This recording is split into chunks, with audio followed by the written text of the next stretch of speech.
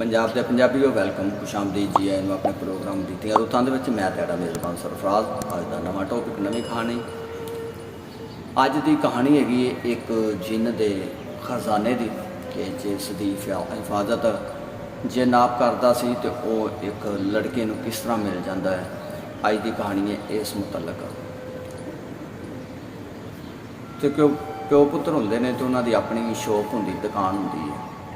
तो वह की करते कि बेटा होंदा ना बास टाइम उत्थे जाना, तो जिस टाइम बाप ने ना होना तो उनकी दुकान वगैरह संभालनी, तो इस तरह ना सिलसिला चलना। तो एक दिन उनके प्यो ने कहा कि पुत्र तू इंज कर कि तू कोई अपना कारोबार कर। तो बेटे ने कहा कि अब्बा जी जी तेरी दुकान है सानू अच्छी खासी इहदे ते आमदन होंदी है, जिस टाइम तुसीं नहीं होंदे तो मैं इहनूं संभालना वा, तो कल अगर खुदा न खास्ता तू गुजर जाते तो उस तो बाद जोड़ा भी वो मैं ही संभालनी, तो मैं होर सानू होर काम कुम कारोबार करने की लोड़ है। उन्हें इस तरह इनाम तो प्यो टाल देना करना। हूँ लड़का होंदा जोड़ा बहादुर होंदा है, समझदार भी होंदा है, उन्होंने ना हर रात कोई ना कोई ख्वाब आना। कभी वो किसी दुकान पर बैठा है तो कोई अमीर आया है तो उन्होंने कहता कि तू तो साडा बेटा है, तो तू इनके कोल आ गया सेंज, तो तेरी बड़ी जायदाद है, तो चल तू साडे नाल। इंज दे अमीर वाले उन्होंने कभी ख्वाब आने। एक दिन उन्हें ख्वाब देखा कि कोई खजाना है, तो उन्होंने लैके लैन जा रहा है, तो बड़ा ही बड़ा जिन जड़ा उनके रस्ते च खलो जाता है। तो इंज दे उन्होंने ख्वाब आना। एक ख्वाब उन्होंने डेली आन लग पिया, कोई जगह है तो उत्थे खजाना है। वो 3-4 दिन जिस टाइम ख्वाब आया तो वह किसी बजुर्ग को गया, किसी तबीब को या उन्होंने को जोड़े सितारियां का हाल मालूम करके दसते हैं। उनके कोल गया तो उन्होंने दसता कि बाबा जी आ गल है तो आ बात है। उन्हें पुत्र अगर यो ख्वाब तेन पूरे 7 दिन आता है तो फिर तू मेरे को आए, फिर मैं तेन सितारियां के हाल दस के तो दसांगा भी की गल। वो पई उन्हें पूरे 7 दिन एक ही ख्वाब आया। वो जिस टाइम जाता है तो उन्होंने दसता है कि बाबा जी मैंने पूरे 7 दिन यो ही ख्वाब आया। उन्हें पुत्र फिर मैं तेन दसना भी की गल है। उन्हें भी तेनों ना जोड़ा खजाना मिलता ना इनका वजूद है, यदा वजूद है। तू आंदा बाबा जी दसो फिर कित्थे। उन्हें पुत्र पता होंदा तो मैं तेनों फिर थोड़ी दसना सी, मैं फिर जाके आप ही कढ़ लेंदा। उन्हें है भी तेनों ही जोड़ा ना लभना पैना या तेनों ही मिलेगा। उन्हें अच्छा उन्हें लेकिन ये खजाने का वजूद जोड़ा ना वो है वे। वो की करता जाता है घर सोचता है तो आपकी माँ को कहता है कि अम्मा जी अब्बा जी हमेशा कहते हैं कि पुत्र तू अपना कारोबार को लभ, तो अगर तू कहें तो मैं दूसरे पिंड च या गाँव च जाके तो अपनी किस्मत अजमावा। उन्हें ठीक है पुत्र जा तू अपनी किस्मत अजमा, मैं तेरे प्यो नाल गल करांगी। वो अपने बंदे को जाती उन्होंने गाला उनके नाल गल करती, मशवरा करती, तो उन्होंने खुशी महसूस होती है। उन्हें ठीक है अज तो चाहते अपने पैरों पर खड़ा हो। वो मुंडा बड़ा खुश हो जाता जो उधरों हाँ हो जाती ना, तो बड़ा खुश हो जाता। तो आता चलो इस बहाने नवी नवी दुनिया वेखांगे, नवे नवे इलाके फिरांगे। तो रब का नाम लैके तो टुर पैंदा, तो टुरदे टुरदे किसी जंगल के गुजर जाता, लंघ जाता। जिस टाइम गुजरता होंदा है तो उत्थे यकदम ही ना एक आवाज़ उन्होंने आती है। तो आवाज़ देखता इधर उधर आवाज़ कोई नज़र नहीं आता। देखता कि एक दरख्त के उत्ते ना 6-7 सर जोड़े ना सिर वो किसी ने ना मार लटकाए होंगे, इनके गर्दना तो कट के ना तो सिर लमकाए होंगे। वो एक बार इधर डर जाता है, घबरा जाता है, फिर आस्ता आस्ता उन्होंने सिरों के कोल जाता है।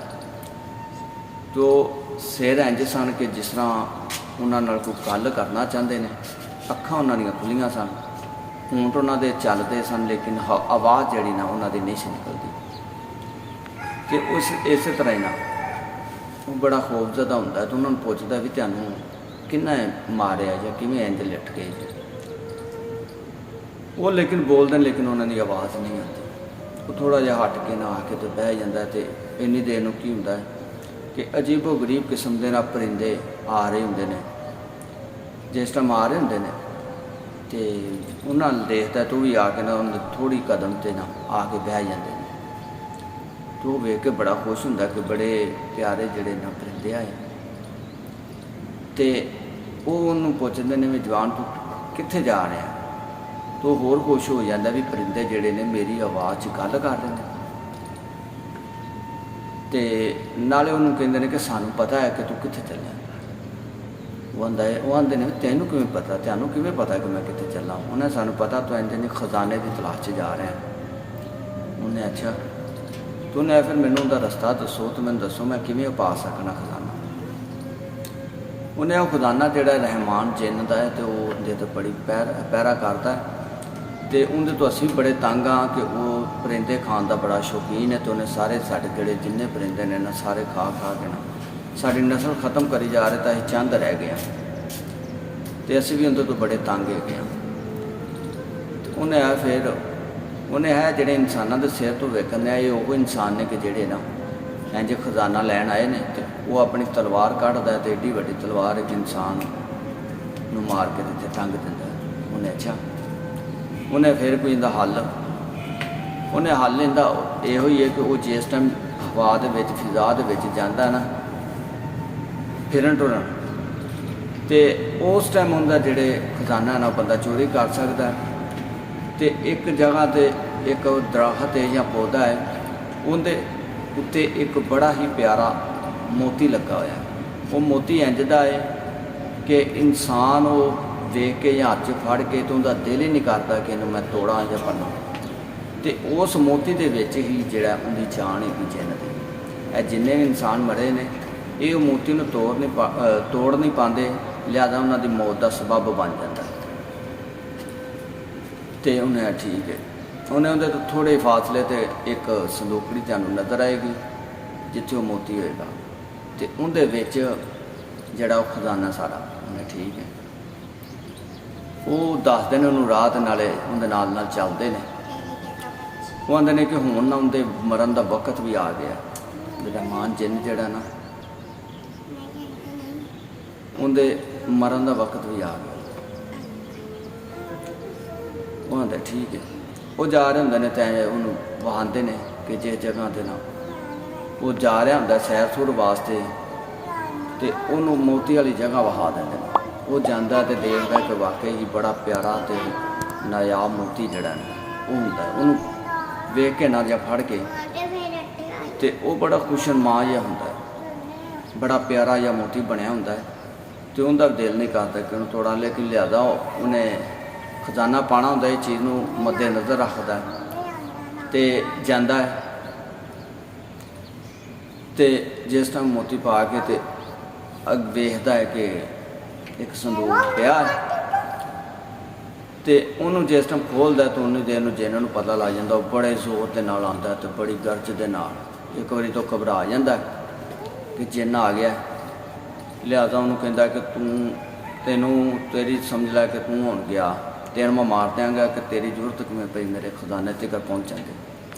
ਉਹ ਕਰਦਾ ਮੋਤੀ ਰੱਖ ਕੇ ਨਾ ਪੱਥਰ ਦੇ ਉੱਤੇ ਤੇ ਉੱਤੇ ਆਪਣਾ ਪੈਰ ਜਿਹੜਾ ਨਾ ਉਹ ਮਾਰਦਾ ਤੇ ਮੋਤੀ ਜਿਹੜਾ ਨਾ ਚੂਰ ਚੂਰ ਹੋ ਜਾਂਦਾ।